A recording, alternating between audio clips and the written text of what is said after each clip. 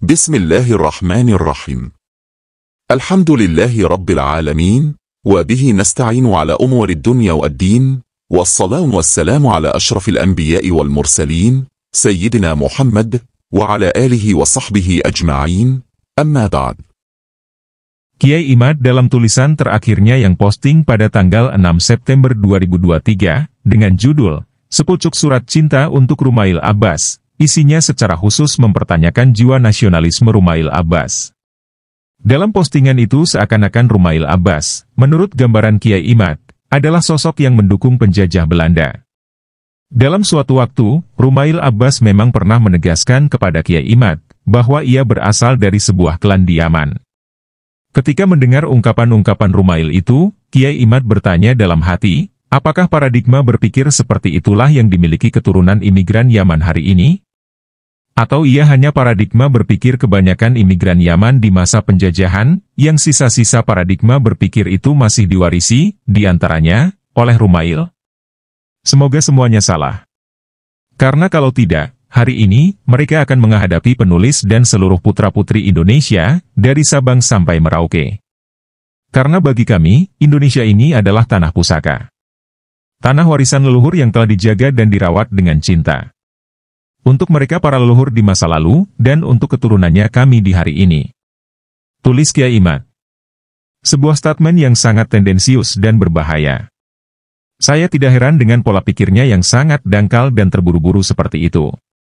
Lihat saja bagaimana pola pikirnya dalam membatalkan nasab Ba'alawi, cukup dengan referensi kitab nasab tanpa melihat referensi lainnya, bahkan manuskrip-manuskrip dan bukti-bukti sejarah yang sangat banyak, dengan tergesa-gesa dia lalu menyimpulkan, bahwa nasab Ba'alawi tertolak secara ilmiah sebagai keturunan Nabi. Bagi orang yang telah lama berkecimpung dalam dunia penelitian, pastinya akan tertawa melihat kesimpulan yang sangat prematur ini. Ibarat kata, penelitian yang hanya dilakukan dalam beberapa hari dengan sumber data dari Maktabah Syamilah dan Google, lalu ditariklah sebuah kesimpulan.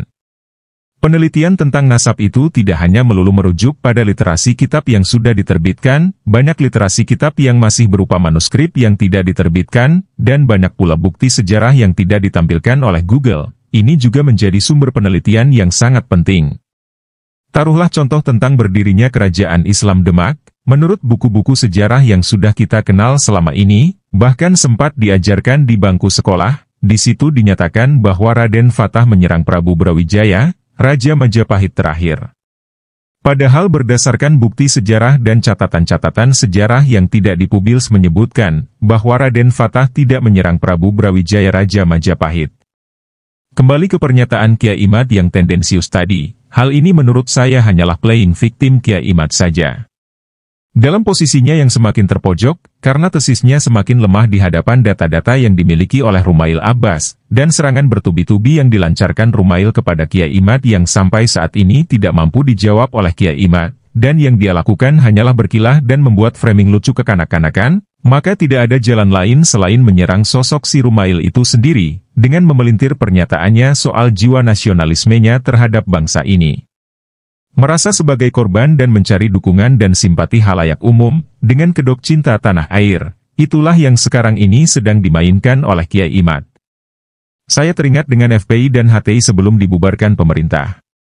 Dengan bermain seolah mereka dizalimi oleh pemerintah, dan menunjukkan semangat cinta tanah air guna mencari simpati dan dukungan publik. Namun semua itu hanyalah akal busuk mereka saja. Karena dalam anggaran dasar mereka jelas akan mendirikan negara Islami, yang artinya ingin merubah negara ini menjadi negara Islam seperti Taliban. Seperti itulah yang sekarang dilakukan oleh Kiai Imad. Kalah data, dalil dan argumen, tidak mampu menjawab sanggahan yang dilontarkan oleh Rumail, makanya dia bermain playing victim, seolah menjadi korban dan mencari dukungan dan simpati publik. Terlihat jelas ternyata Kiai Imad bermental kerdil dan bukan seorang peneliti sejati. Seorang peneliti harus berani mempertanggungjawabkan hasil penelitiannya. Dan jikapun dia nantinya kalah dalam berdebat dan kalah dalil, maka dia juga harus berani mengakui kesalahannya dan merevisi hasil penelitiannya.